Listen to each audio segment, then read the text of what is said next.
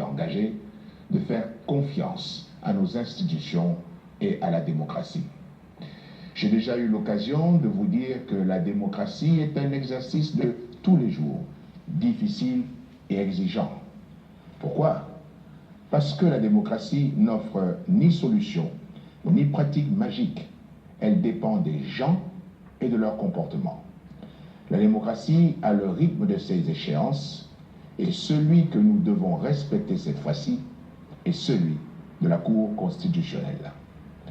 Et ceux à qui cela poserait un problème doivent apprendre à le respecter. L'histoire nous apprend des choses.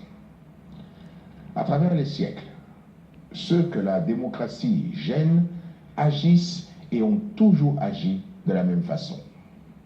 Ils ont créé des événements dramatiques pour rendre son exercice impossible.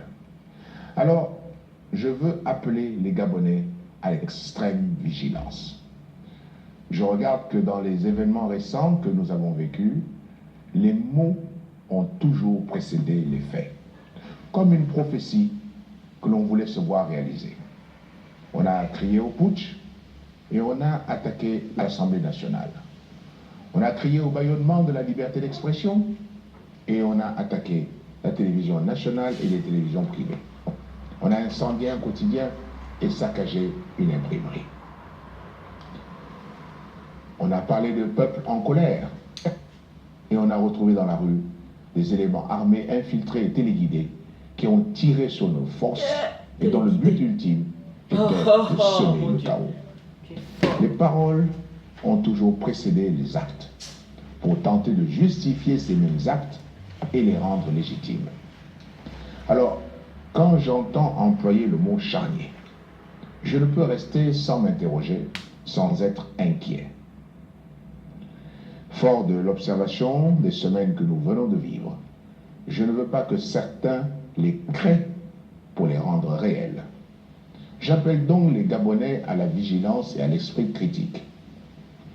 Je ne veux pas que la vie de nos compatriotes devienne un argument politique pour des désespérés prêts à tout.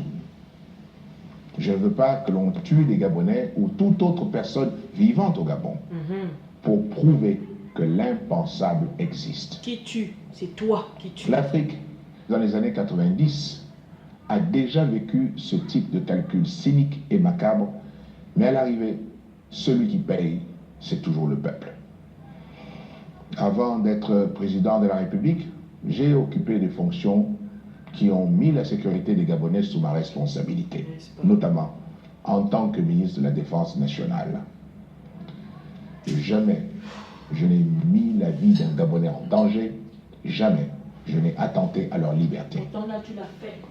Je sais que la violence ne laisse qu'une chose derrière elle.